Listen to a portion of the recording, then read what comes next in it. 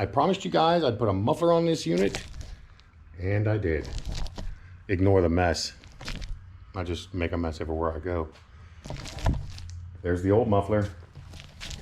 This is 50 pounds of junk inside of there, coming through these little 1.25 inch I'll be pipes. Slapping that on in the space of this.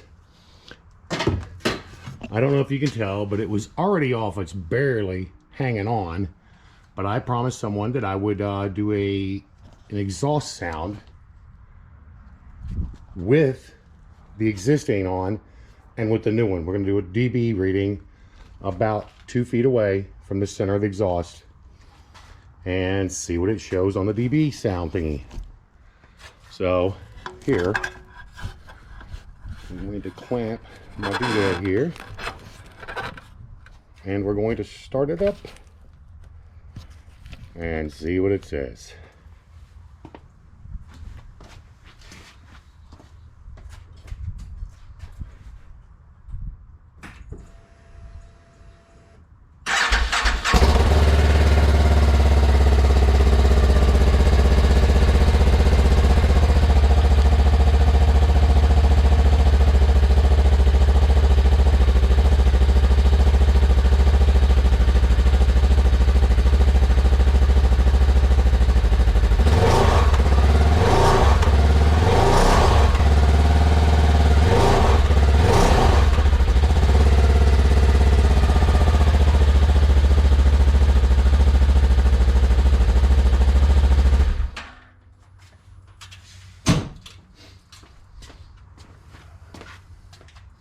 All right, so as you can see, at about 2 feet away, the maximum was 94, minimum was 34, probably whatever, and 62 was the average.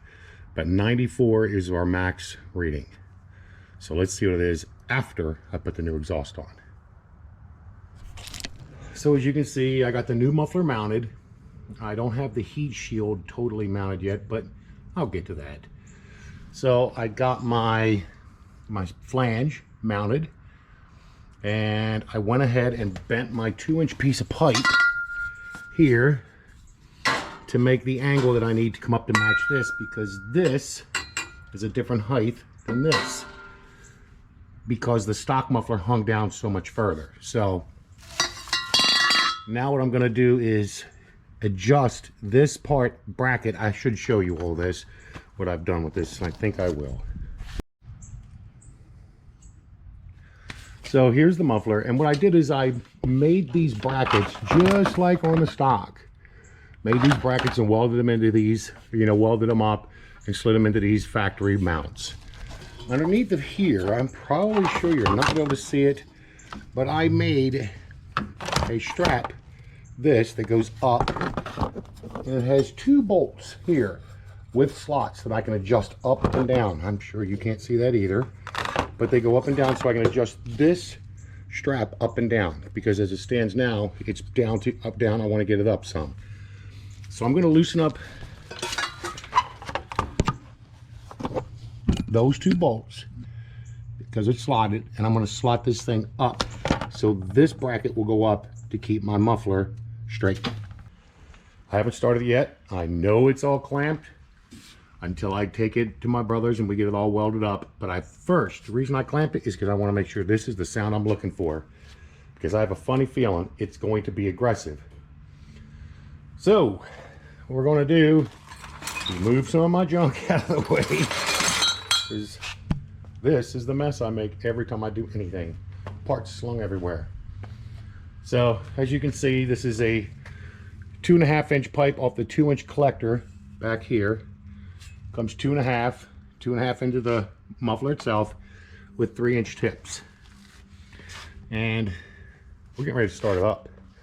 We're going to see what it sounds like together, because I have no idea. Guys, it's liable to throw flames.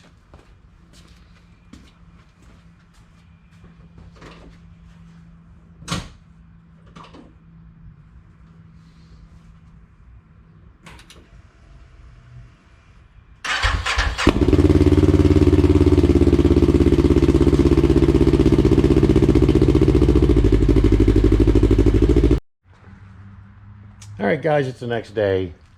The muffler is installed totally. I'm going to leave the clamp on because you never know what muffler I'm going to want to use. And everything is all welded up. Everything seems to be pretty solid. The muffler does have a little bit of play in it, which is fine. So I guess I'm going to do a startup with it all welded, and I know it ain't going to make a difference, but we're going to do it anyway.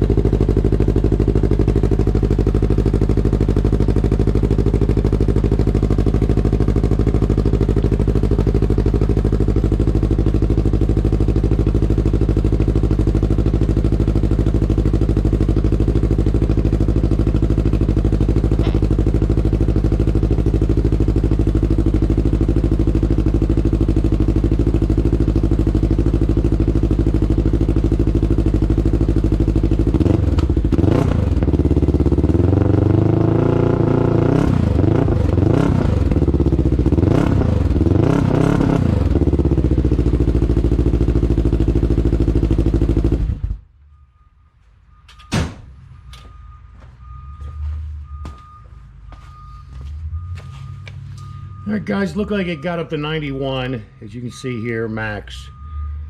Got up to 91, 85 was average, 52.